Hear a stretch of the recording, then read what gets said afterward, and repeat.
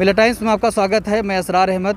इस वक्त मैं निरंकारी ग्राउंड में हूं और यहां पर किसान जो पंजाब, हरियाणा और देश के कोने कोने से यहां जमा हुए हैं और बहुत सारे किसान जिनको बॉर्डर पर रोक दिया गया है और ये यहां तक पहुंचे हुए हैं। हम इनसे जानेंगे कि इनकी क्या परेशानियां हैं और इनकी क्या मांग है।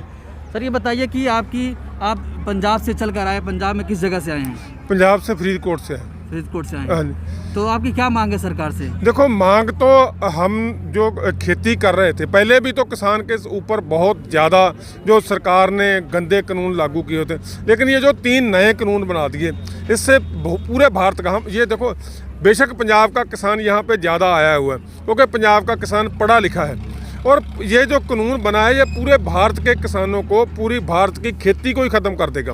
क्योंकि जब जमाखोर अपना भंडार करने के लिए याद कर दिया गया उनको, वो जितने मर्जी अपना भंडार कर लें, तो इसका जो सारे का सारा असर खरीदार पे भी पड़ेगा और किसान को वो अपनी मर्जी से रेट देंगे। तो इससे पूरे भारत का किसान भी ख़त्म होगा और जो खरीदार है उस पर भी लोड पड़ेगा। तो इसको लेकर के ये जो कानून है ये लोगों के विरोध में है। तो पंजाब का किसान और पूरे भारत का किसान यहाँ पे इकट्ठा हो रहा है और इसको रद्द कराने तक ये संघर्ष जारी रहेगा। इतने दिन कानून हो गए, 2-3 महीने गुजर गए। आप लोग पंजाब में बहुत दिन से प्रोटेस्ट कर रहे थे, वहाँ पे भी रेल रोके थे, सड़क रोके थे, लेकिन आपकी सुनवाई नहीं हुई। तो आप फिर इतना मजबूर होकर दिल्ली आए यहाँ पर? देखो, सुनवाई तो होती है। देखो, वो इतने ढीठ लोग हैं, उनको पता है कि ये क्या हो रहा है। मोदी जो है वो मन की बात में भी बता रहा है, वो बात करो। तो बात करने के लिए जो गलत काम किया तुमने किया, तुम ठीक कर दो। हम यहाँ पे इसलिए आए हैं कि हमारे साथ गलत हो रहा है और ये मसला कल्ले सिखों का नहीं है, पूरे भारत के किसान का है। ये इसको नखेड़ने की कोशिश की है, अलग करने की कोशिश की है। जो भी खेती करता है वो किसान है, चाहे वो किसी भी जाति का, मुसलमान हो, हिंदू हो, ईसाई हो, चाहे कोई और भी हो।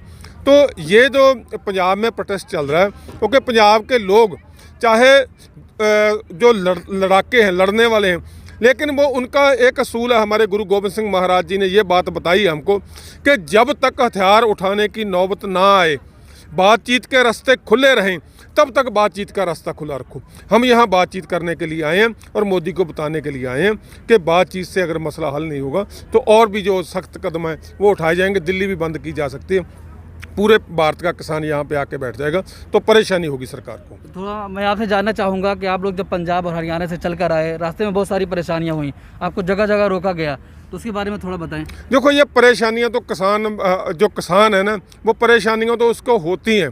हमने ये तो इतने टिब्बे लगाए, हमने तो 100 फीट ऊंचे टिब्बे को मिट्टी के में खिलार दिया है। तो हमारे लिए ये परेशानियां नहीं है। सरकार को लगता है हम तो ऐसे काम रोज़ करते हैं, इतना तो भार हम डेली अपने कंधों पे उठाते हैं। तो हमारे नौजवान ने जो किया ये हमारे लिए कोई बड़ी परेशानी नहीं है। हम तो नहाते ही ठंडे पानी से हैं। सरकार पानी की बुछाड़ें मार रही है, हमारे लोग तो नहाते ठंडे पानी से, कोई फ़र्क नहीं पड़ता हम ये।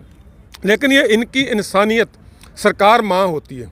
अगर आप समझो तो जो माँ है वो अपने बच्चों को, उसकी कोशिश होती है कि उसका बच्चा खुश रहे, उसके बच्चे की हर चीज़ उसे मिले। लेकिन ये कैसी माँ है जो अपने बच्चों को खा रही है? हमारे यहाँ तो डैन बोलते हैं, जो डैन होती है वो अपने बच्चों को खा जाती है। तो ये मोदी वो डैन बना हुआ है, अपने देश के, अपने किसानों को, अपने बच्चों को खाने की कोशिश कर रहा है। कल गृह मंत्री अमित शाह जी ने कहा कि पहले अगर किसान निरंकारी मैदान में आते हैं तब उनसे बातचीत करने के लिए तैयार हैं। तो हमने कौन सी बात करनी है? जो हमारे लीडर हमने जो चुन के भेजे हैं, हमने तय किया कि यही सरकार के साथ बात करेंगे। हम यहाँ पे बैठे हैं, हम बॉर्डर पे बैठे हैं, हम पंजाब में बैठे हैं, इससे क्या मतलब है? यूपी में भी बैठे हैं, मध्य प्रदेश में बैठे हैं, उससे मतलब नहीं कि ये पहले यहाँ पर आओ बात करेंगे। हमारे लीडरों से बात करें, उनको हमारे लीडर 2 बार बात कर चुके हैं और उनको बता चुके हैं कि ये कानून है जो ये लोगों के विरोध में है, इसे रद्द करो। वह हमसे क्या बात करनी है? जो हमारे लीडर संतुष्ट हो जाएंगे तो हम यहाँ से चले जाएंगे। क्या हमें क्या प्रॉब्लम है? लेकिन सरकार कह रही है कि इसमें किसानों का नुकसान नहीं है बल्कि किसानों का फ़ायदा है। हम चाहते हैं कि किसान का फ़ायदा हो, उनकी आय दोगुनी हो, लेकिन फिर भी तो कौन करेगा आय दोगुनी? सरकार ऐसा कह रही है कि नहीं, देखो मैं आपकी बात कर, कौन करेगा आय दोगुनी? जब सरकार एमएसपी पे खरीदती है तब भी किसान खुदकुशी कर रहा है। अगर आप हमें व्यापारी के पाँव में गिरा दोगे कि उसकी मर्जी है, वो किसी भी रेट पे हमारा अनाज खरीदे, तो कैसे आय दुगनी हो जाएगी? आप बताओ। हम तो यही कह रहे हैं कि एमएसपी जो है उसको गारंटी कर दो कि एमएसपी से नीचे नहीं कोई खरीद सकेगा। हाँ ठीक है, वो व्यापारी को खरीदने दो, कहीं से भी खरीदे, लेकिन हमें एमएसपी मिलनी चाहिए, उससे नीचे ना कोई खरीदे। हमारी तो मांग ही यही है। वो दुगनी कर रहा है, हमारी तो आधी भी नहीं रहेगी। जो आज हमारी आमदन है वो आधे से भी नीचे चली जाएगी। Thank you.